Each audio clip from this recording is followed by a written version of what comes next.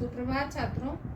अब मैं आपको अस्मद रूप का अस्मद शब्द के रूप बताऊंगी। अस्मद अर्थात अहम और त्वम। तो अभी मैं आपको अहम शब्द के रूप बताऊंगी। अहम का अर्थ होता है मैं या हम। मैं, हमको भी मैं कहते हैं। हमारे हिंदी में क्या होता है, संस्कृत में क्या होता है, मैं और हम एक ही शब्द होते हैं। तो उसका रूप मैं आपको बताना शुरू कर रही हूँ। चलिए पहले मैं रूप लिख लेती हूँ, फिर मैं आपको समझाती हूँ। प्रथमा विभक्ति में शब्द हुए अहम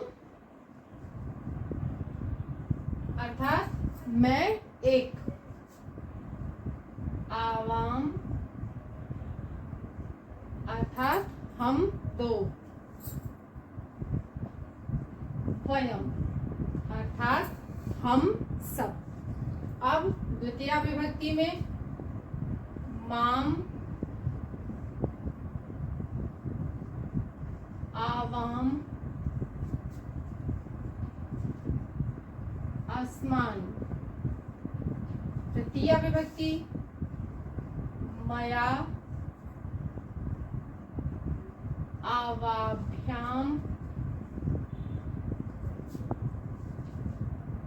अस्माभिः। चतुर्थी विभक्ति में मह्यम, आवाभ्याम, अस्मभ्यम।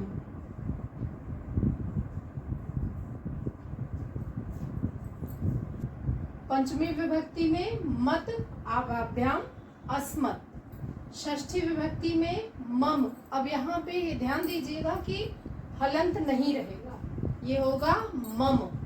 और षष्ठी विभक्ति यानी कि संबंध कारक। तो क्या हो गया, मम अर्थात मेरे लिए या मेरे से संबंधित कोई वस्तु। अब यहाँ पे अवयव हो गया, तो हम दोनों से संबंध रखने वाली वस्तु, हम दोनों का, हम दोनों की, हम दोनों के, ये हो गया। और अस्माकम अर्थात हम सब का, हम सब की वस्तु। ठीक है ना छात्रों, समझ रहे होंगे आप, मैं आशा कर रही हूँ। इसके बाद सप्तमी विभक्ति अर्थात अधिकरण कारक। तो अधिकरण कारक में क्या हो गया, अधिकरण कारक का चिन्ह होता है मैं और पर। तो मई यानी मुझ पर, आवियो हम दोनों पर, और अस्मासु अर्थात हम सब पर। अब यहाँ पर छात्रों फिर से मैं बताऊं आपको कि यहाँ पर संबोधन कारक नहीं होगा, क्योंकि ये संज्ञा शब्द नहीं है, ये सर्वनाम शब्द है। तो यहाँ पर संबोधन कारक नहीं होगा, इसलिए यहाँ पर 7 विभक्तियां ही होंगी।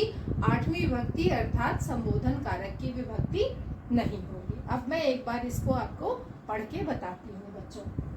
प्रथमा विभक्ति अहम, आवाम, वयम। द्वितीया माम, आवाम, अस्मान। तृतीया मया, आवाभ्याम, अस्माभिः।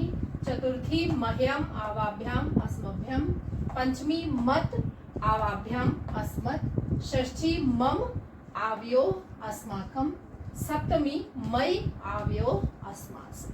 तो छात्रों इसको आप याद करें और उसके बाद आप बताएं मुझे कमेंट में कि आपको अहम का रूप, अस्मद का रूप याद हो गया या नहीं। धन्यवाद बच्चों।